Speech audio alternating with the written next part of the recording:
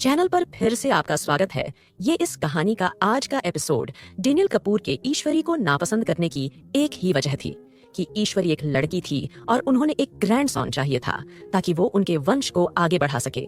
इसलिए वो चाहते थे कि अभिनय कपूर की शादी हो जाए, मगर अभिनय कपूर को शादी के लिए राजी करना जैसे पहाड़ को झुकाने की नाकाम कोशिश करने के बराबर था। और इस बात से कपूर परिवार में रहने वाले सभी लोग अवगत थे, मगर अभिनय का सौतेला भाई एलेक्स काफी अलग था।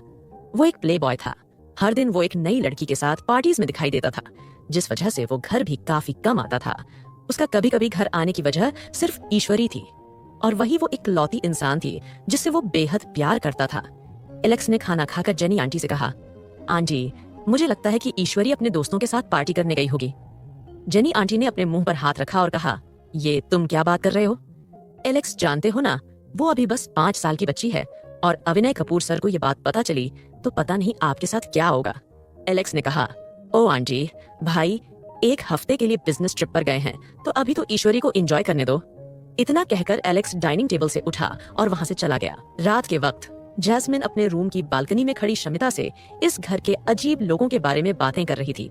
उन सब के बारे में बात कर आखिरकार 10:54 बजे तक उसने कॉल काट दिया और जाकर वो बेड पर लेट गई। बिस्तर इतना मुलायम था कि एक बार उसकी आंखें बंद हुई तो दोबारा खुली ही नहीं। रात के करीबन 2 बजे उसके कमरे का दरवाजा अचानक से खुला। कमरे में अंधेरा था और कुछ भी नजर नहीं आ रहा था। जो आदमी अंदर आया था उसने धीरे धीरे अपने कदमों को आगे बढ़ाया। फिर उसने किंग साइज बेड के पास आकर अपना कोट उतारा और फिर आखिर में उसने अपनी शर्ट तक को उतारकर कबाड़ में रख दिया। इसके बाद वो अपनी वॉच को साइड टेबल पर रखने के बाद बिस्तर पर लेटने लगा कि तभी उसका हाथ किसी सॉफ्ट और गर्म चीज से टच हो गया, जिससे वो शख्स थोड़ा चौंक गया। जैस्मिन, जो कि सोई हुई थी, और जब उसने अपनी चेस्ट पर किसी चीज का दबाव महसूस किया तो वो उठकर बैठ गई, मगर तभी किसी ने उसे वापस किंग साइज बेड पर धकेल दिया और जैस्मिन के हाथों को 2 मजबूत हाथों के द्वारा पकड़ लिया गया। जैस्मिन ने चिल्लाने की कोशिश की तो उस आदमी ने जैस्मिन के होठों को सील कर दिया, जिससे जैस्मिन की आंखें फटी फटी रह गईं। किसी अनजान आदमी ने उसे किस कर लिया था, ये सोचकर उसकी आंखों में आक्रोश भरने लगा था। उसने अपने पैर को उठाया और वो उस आदमी को लात मारने वाली थी, मगर उस आदमी ने जैस्मिन की टांग को भी पकड़ लिया और उसे बिल्कुल भी हरकत न करने पर मजबूर कर दिया। फिर उस आदमी ने अपने हाथ को जैस्मिन के सॉफ्ट होठों पर रखा और फिर उसे किस करने लगा। पहले तो बस उसने जैस्मिन के होठों को सील किया था, मगर अब जैस्मिन के होठों को सॉफ्टनेस को फील करने के बाद वो उसके होठों को बारी बारी सक करने लगा। इसके बाद जैसे ही उसने अपनी टंग से जैस्मिन की टंग के साथ खेलने की कोशिश की तो जैस्मिन ने उसकी टंग को काट लिया, जिसके बाद उस आदमी ने अपने हाथ से जैस्मिन के चेहरे को होल्ड कर लिया ताकि वो उसकी टंग को कोई हार्म ना पहुंचा सके। जैस्मिन की उस हरकत पर बिना नाराज हुए वो आदमी उसे जेंटली किस करता रहा जब तक कि जैस्मिन की सांसें उखाड़ने नहीं लगी थीं। 20 मिनट बाद उस शख्स ने जैस्मिन को छोड़ा और उसे अपनी गोद में बैठा लिया। जैस्मिन उसकी गोद में बैठे हुए अपनी सांसों को नियमित करने का प्रयास कर रही थी। अपने सेंसेस में आने के बाद जैस्मिन 2 बातें समझ चुकी थी। पहली बात ये को जो आदमी उसके करीब था वो उसके साथ जबरदस्ती नहीं करना चाहता था। वो अब काफी देर से कोई हरकत नहीं कर रहा था। इसका मतलब साफ था कि वो आदमी ऐसा कुछ नहीं करने वाला था। और दूसरी बात ये थी कि वो आदमी एलेक्स नहीं था। ये बात भी जैस्मिन को पता चल चुकी थी, क्योंकि उस आदमी से किसी स्ट्रॉन्ग परफ्यूम की महक नहीं आ रही थी, जबकि एलेक्स ने काफी स्ट्रॉन्ग परफ्यूम लगाया हुआ था जो कि जैस्मिन को बिल्कुल भी पसंद नहीं था। इसलिए अब जैस्मिन सोच रही थी कि ये आदमी कौन था। तभी उसे अभिनय कपूर का ख्याल आया और वो कांप उठी। जैस्मिन ये सब सोच ही रही थी कि तभी उसे आदमी की गहरी आवाज जैस्मिन के कान पर पड़ी। लड़की, तुम मेरे कमरे में क्या कर रही हो? किसने तुम्हें यहाँ भेजा है, बताओ? जैस्मिन ने कहा, ये मेरा कमरा है और आप मेरे कमरे में आए हैं?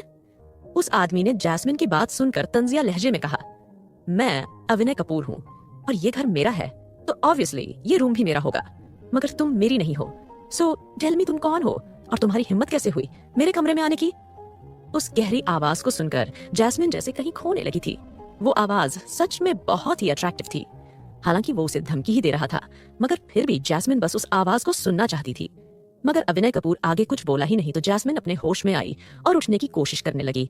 अभिनय ने जैस्मिन की कलाई को पकड़ा और उसे खींच लिया। जैस्मिन ने अपने आप को अभिनय से दूर रखने के लिए अपने हाथ को अभिनय की चेस्ट पर रख दिया था, तो उसे अभिनय की चेस्ट से गर्माहट फील हो रही थी। साथ ही उसे पता चल रहा था कि अभिनय कितनी स्ट्रांग था, क्योंकि उसकी बॉडी काफी हार्ड थी। जैस्मिन अपने होश में आई और उठने की कोशिश करने लगी। अभिनय ने जैस्मिन की कलाई को पकड़ा और उसे खींच लिया। जैस्मिन ने अपने आप को अविनय से दूर रखने के लिए अपने हाथ को अविनय की चेस्ट पर रख दिया था, तो उसे अविनय की चेस्ट से गर्माहट फील हो रही थी। साथ ही उसे पता चल रहा था कि अविनय कितना स्ट्रांग था, क्योंकि उसकी बॉडी काफी हार्ड थी। तभी अविनय कपूर ने जब जैस्मिन के हाथ को अपनी बॉडी पर फिसलते हुए देखा, तो उसने जैस्मिन के हाथ को पकड़ा और उसके हाथ को अपनी लोअर बॉडी की ओर ले जाने लगा। ये महसूस कर कि वो आदमी उसके हाथ को किस ओर ले जा रहा है, जैस्मिन के रोंगटे खड़े हो गए और उसने जल्दी से अपने हाथ को छुड़ाया। अविनय भी जैस्मिन के खुद से दूर होने पर होश में आया और बिस्तर से खड़ा हुआ और आगे बढ़कर उसने फिर से जैस्मिन के हाथ को पकड़ा। उसके हाथ को पकड़कर उसे कमरे के दरवाजे तक ले गया और उसे अपने कमरे से बाहर करके अविनय ने दरवाजे को बंद कर दिया। जैस्मिन, जो कि काफी हैरान परेशान थी, उसे अब एलेक्स पर गुस्सा आ रहा था, जिसने उससे झूठ बोलकर उसे इस कमरे में ठहराया था। अब जैस्मिन को धीरे धीरे समझ आ रहा था कि इस घर के लोग नहीं चाहते थे कि वो उस घर में रहे, इसीलिए उन लोगों ने मिलकर उसे परेशान किया। मगर जैस्मिन भी इन सब से तंग होकर तब तक नहीं जाने वाली थी जब तक वो अपने मिशन को पूरा न कर ले। जैस्मिन ने एक दृढ़ संकल्प के साथ खुद को मजबूत बनाते हुए एक गहरी सांस ली। तभी उसने देखा कि वो दरवाजा फिर से खुला। जैस्मिन दरवाजे से अभी थोड़ी दूर खड़ी थी। उसने देखा कि कोई चीज उसके सामने से तेजी से गुजरी थी। ये जैस्मिन का बैग था जिसमें उसका सामान था। फर्स्ट फ्लोर से फेंके जाने के कारण जैस्मिन का बैग तेज आवाज के साथ कपूर विला के हॉल में जाकर गिरा। इसकी आवाज इतनी तेज थी कि घर में मौजूद सभी नौकर और घर के सभी लोग 10 मिनट के अंदर हॉल में इकट्ठा हो गए और फटी आंखों से सामने देखने लगे। जैस्मिन का बैग अब कई जगहों से टूट गया था, जिससे उसके कपड़े तक भी बाहर आ गए थे। अब जैस्मिन को अविनय कपूर पर इतना गुस्सा आ रहा था कि वो इसे शब्दों में बयां नहीं सकती थी। उसने गुस्से भरी आंखों से उस बंद दरवाजे की ओर देखा और उस दरवाजे को जाकर पूरी ताकत के साथ लात मारी और फिर वो स्टेयर्स से होते हुए नीचे गई। फिर उसने अपने बैग को पकड़ा और उसमें अपने कपड़े फिर से रखने की कोशिश करने लगी। जेनी आंटी को अब जैस्मिन के ऊपर थोड़ी दया आने लगी थी, इसीलिए वो जैस्मिन के पास आई और बोली, क्या तुम अभी भी यहाँ रहना चाहती हो? जैस्मिन ने कहा, हाँ, मैं यहाँ अपना काम करने आई हूँ, तो मुझे वो काम करना ही होगा। जेनी आंटी ने कहा, ठीक है, अगर तुम अपना काम इतना ही ईमानदारी से करना चाहती हो तो चलो, मैं तुम्हें तुम्हारा कमरा दिखाती हूँ। उनके बोलने के लहजे में नरमी देख जैस्मिन ने जैसे तैसे अपने बैग को संभाला और जेनी आंटी के साथ पीछे चलने लगी। उसका कमरा स्टेयर केस के पास ही था। जेनी आंटी जैस्मिन को कमरे को दिखाने के बाद वहां से चली गई। जैस्मिन, जिसने पूरे दिन से कुछ खाया ही नहीं था, उसने अपने बैग को कमरे में रखा और उस बैग से चॉकलेट्स निकालकर वो चॉकलेट्स खाकर ही सोने लगी। मगर उसके पेट में अभी भी चूहे कूद रहे थे। मगर वो घर के इन घमंडी लोगों से खाना नहीं मांगना चाहती थी, इसलिए वो भूखे पेट ही सो गई। 2 घंटे की नींद पूरी करने के बाद 4:10 AM बजे उसकी नींद खुली। जैस्मिन उस छोटे से बिस्तर से उठकर कमरे से बाहर निकली। बाहर उसे एक नौकर ने कहा कि आज घर के सेफ की तबीयत ठीक नहीं है, इसलिए आज सभी के लिए उसे ही खाना बनाना है। जैस्मिन ने नौकर की बात को सुनकर खाना बनाने से इनकार नहीं किया और किचन में जाकर खाना बनाने लगी। खाना बनाते हुए कुछ ही देर में उसने सुना कि कहीं से एक बच्चे के रोने की आवाज आ रही थी।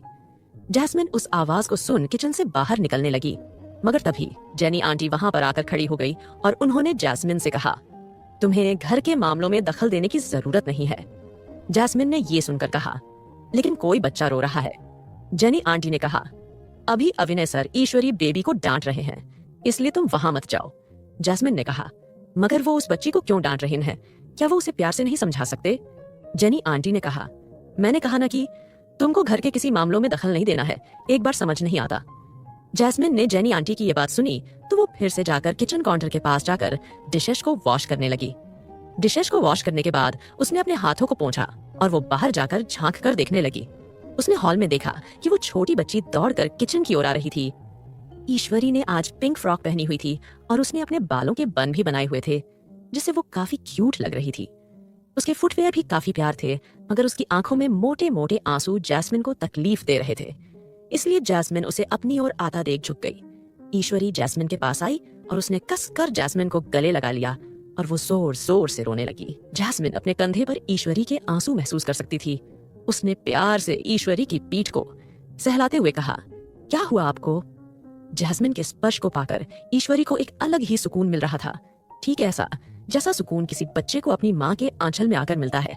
मगर ईश्वरी ने कभी अपनी माँ को देखा ही नहीं था और न ही उसे कभी उसको माँ के बारे में कोई जानकारी दी गई थी, जिससे ईश्वरी को लगता था कि जरूर उसकी माँ एक बुरी माँ होगी जो ना ही उससे प्यार करती थी और ना ही कभी वो उससे मिलने नहीं आई, जिस वजह से ईश्वरी की अपनी सगी माँ से कोई उम्मीदें नहीं थी।